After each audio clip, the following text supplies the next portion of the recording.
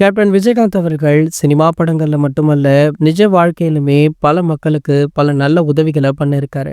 அதனுடைய பிரதிபலிப்பாக இன்று கூட அவருடைய சமாதியில பல மக்கள்கள் அவர வழிபட்டுட்டும் இருக்காங்க. இதில நாம அடிக்கடி பார்த்துட்டு இருக்கோம். கோலிவுட்ல எந்த ஒரு படப்பிடிப்பு முடிந்தாலுமே கேப்டனுடைய சமாதிக்கு சென்று அவரை வணங்குவது ஒரு வழக்கமாகவே மாறிடுச்சு அப்படின்னு கூட சொல்லலாம். அதன்படி பார்த்தீங்கன்னா, ஒரு திரைப்படத்துடைய அத்தனை படப்பிடிப்பையுமே முடித்த கையோடு கேப்டனுடன் ஆசீர்வாதம் வாங்கியிருந்தாரு நம்ம தளபதி அவர்கள். இதனடுத்து பாத்தீங்கன்னா, விஜய் அவர்களை அறிமுகப்படுத்தியதே கேப்டன் தான் அப்படின்ற ஒரு பேச்சே இருந்தது. அதாவது கேப்டனுடைய படத்துல தான் தளபதி விஜய் அவர்கள் சின்ன பையனாக நடிச்சிருப்பாரு.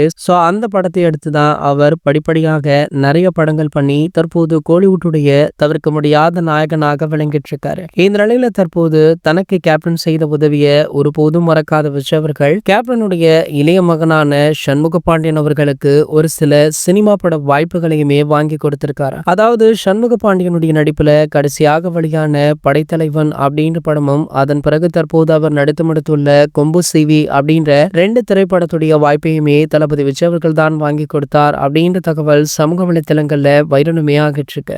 இந்த தகவலை பொதுவெளியில உறுதிப்படுத்தல அப்படின்னாலுமே விஜய் அவர்கள் கேப்டனுடைய குடும்பத்திற்கு இப்படி ஒரு உதவி செய்திருப்பது பலராலுமே பாராட்டப்பட்டுமே வருது. சமீபத்துல கூட பிரேமலதா விஜயகாந்த் அவர்கள் மறைமுகமாக தளபதி விஜய் அவர்களுக்கு நன்றியுமே சொல்லியிருந்தாங்க. இது போன்ற செய்திகளை பற்றி நீங்க உடனே தெரிஞ்சுக்க நம்மளுடைய சேனலை மறக்காம சப்ஸ்கிரைப் பண்ணிக்கோங்க.